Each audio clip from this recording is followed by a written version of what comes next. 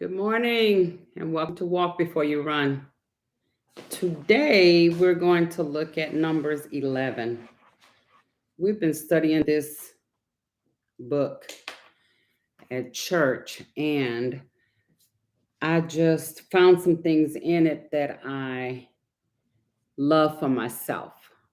I love for myself because it's opening my eyes to me and making me reflect on me. Also, it's making me look up to God in a deeper appreciation for all that He does for me. And I'm hoping and praying that after studying this, good morning, love, after studying this, that I do a better job of being grateful because I entitled this walk, Ungrateful Greed. Because sometimes we can be greedy for the wrong things. I remember when I was a kid, uh, me and my two brothers were given the wonderful task of having to eat a whole pack of cinnamon rolls. They used to come in this big pack of, I think it was 8 of them. But what happened was that somebody among the three of us had been sneaking and eating the cinnamon rolls. And I don't know, I can't remember exactly what took place, but I just remember my dad coming home one evening and sitting us all down at the breakfast table and giving each one of us a whole pack of cinnamon rolls to eat. And you would think that, oh my gosh, a kid getting to eat a whole pack of cinnamon rolls, man, what could be better than that? But I tell you, that bread and that cinnamon and all that gooey sugar on top sometimes can be too much. Too much of a good thing can be a bad thing. And to this day, I will not eat a cinnamon roll out of that pack of 8 or whatever it is. If I see it, I can almost feel myself gag because we lusted or we um, went after something that in small portions probably would have been a good thing. And I probably would still eat them today. But too much of a good thing is just too much. And we see that in chapter 11 of Numbers. Um, and we see it the ungrateful side of that because we as kids should have been grateful that my parents even brought the sugary sweets into the house and was allowing us to eat some, but instead of just being grateful for a little bit, we were greedy. Somebody among us was greedy for all of it, or at least more than we were given. And that's the same thing I see here in chapter 11 with the children of Israel. They had been given and given and given, and yet they were still ungrateful. If we start at verse 10, it says, Then Moses heard the people weep throughout their families, every man in the door of his tent. And the anger of the Lord was kindled greatly. Moses also was displeased. I like that at first it tells us that God was displeased because I can imagine as kids when we were doing that, God was displeased before my dad and mom were displeased because it was just an ungrateful greed. We were already given the sugary sweets. So why couldn't we just be content with whatever portion we were meted out from our parents? I don't know.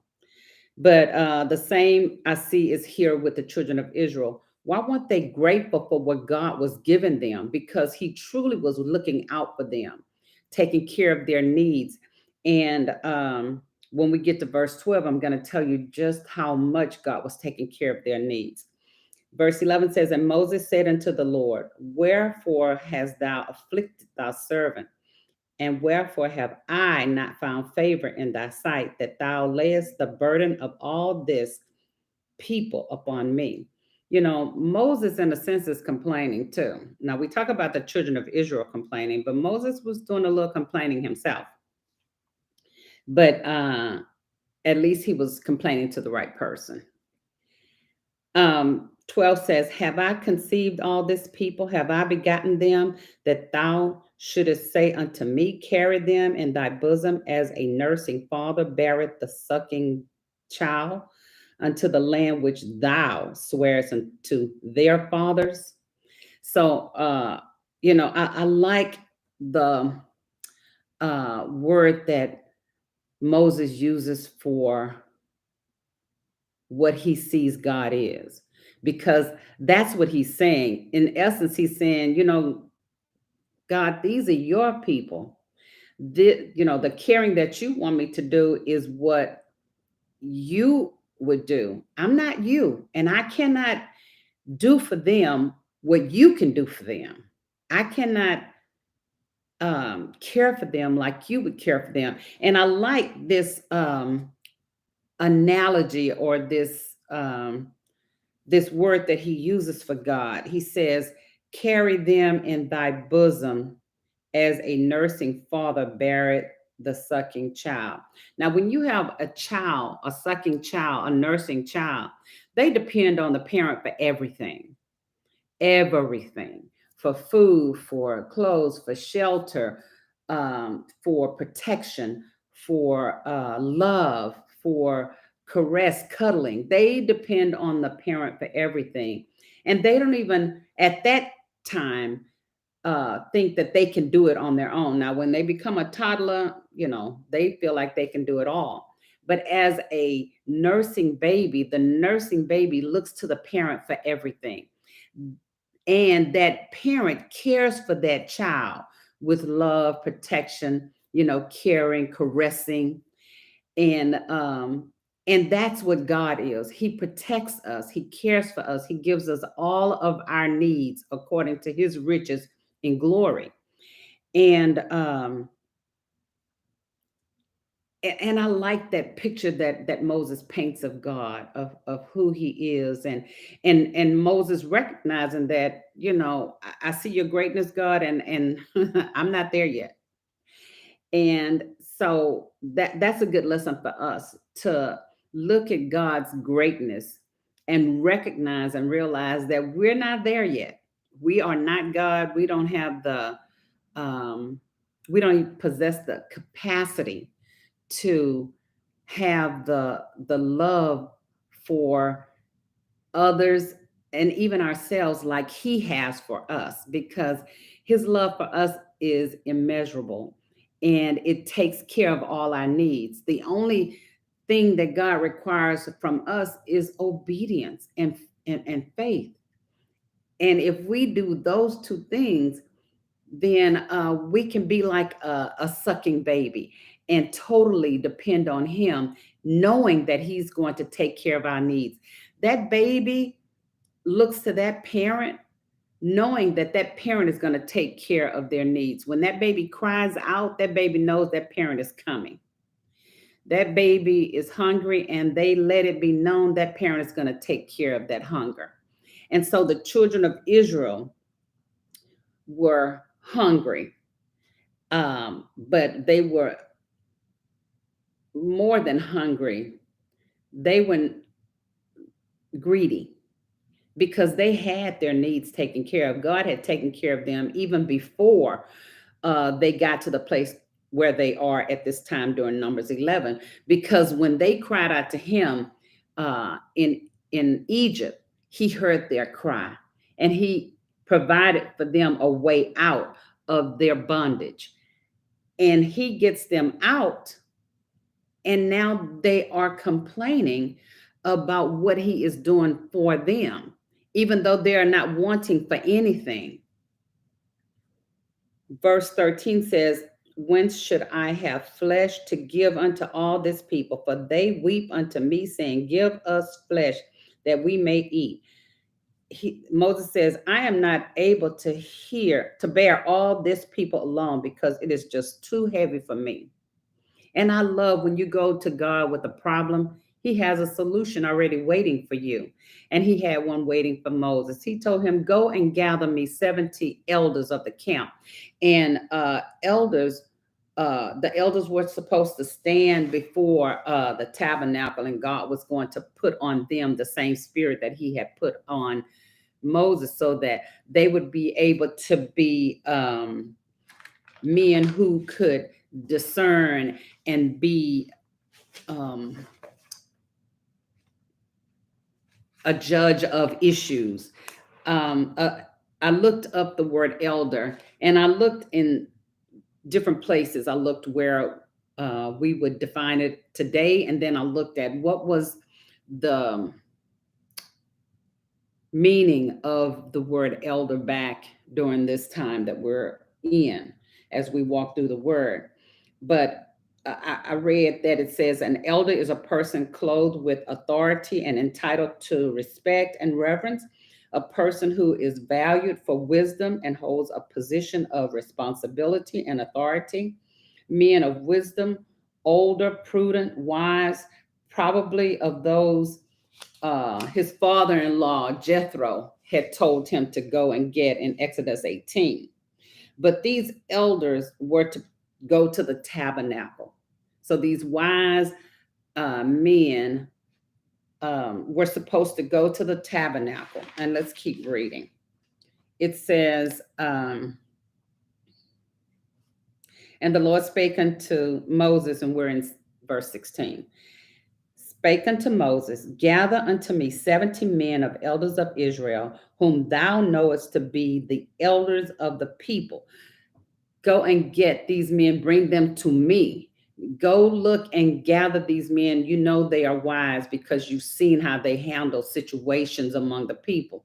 You know that they are prudent because they're not in it for themselves. You know that they are men who will listen to great counsel and follow instructions. And so he says, go get the elders of the people and officers over them and bring them unto the tabernacle of the congregation, that they may stand there with thee. And then God tells him, and I will come down and talk with thee there, and I will take of the spirit which is upon thee, and will put it upon them, that they shall bear the burden of the people with thee, that thou bear it not thyself alone. I just love that about God. You ask for help, he's going to give you help. And and I just love that about him. The word tells us that, we can ask him for what we need, and he's there. And so Moses does that. And verse 18 says, and say thou unto the people, sanctify yourselves against tomorrow, and ye shall eat flesh, for ye have wept in the ears of the Lord. Now, Moses is to tell the people, go sanctify yourself, wash yourself, cleanse yourself, so you can come before the Lord. And he says, and you're going to eat flesh. This what you've been begging for, this greed that you have, this lustful greed that you have, it's going to be satisfied on tomorrow. But look at what God tells them. He says that these people, the children of Israel, this congregation, this is what they have been saying, crying to God, saying in his ear, who shall give us flesh to eat? For it was well with us in Egypt. Now they were in slavery in Egypt, so how was it well? They had all this to eat. How was it well? They were crying to the Lord when they were in Egypt, saying, get us from under this heavy taskmaster, because the burden is so heavy, we just can't bear it anymore. Rescue me, save me. And now looking back, all of a sudden, when they were in Egypt, it was a wonderful place to be. For it was well with us in Egypt. Therefore, the Lord will give you flesh. God says, since you said this, you crying to me, you're not satisfied with the blessings that I have rendered unto you, but you wanting something else. you just being greedy and ungrateful, he says, ye shall eat this flesh. He said, ye shall not eat 1 day, nor 2 days, nor 5 days, neither 10 days, nor 20 days, but even a whole month, until it comes out of your nostrils and it be loathsome unto you. Until you are beyond the way I was as a kid. I didn't want another, I didn't even want to see another cinnamon roll. I didn't want it. The smell of it just made me sick in my stomach. And so God is telling them, I'm gonna give it to you. I'm gonna give you, because you're being greedy and ungrateful. I'm gonna give you what you're asking for, but it's gonna be so much, since you're so greedy, that it's gonna make you sick. It's gonna be something that you detest, because you're gonna get so much of what you're begging for.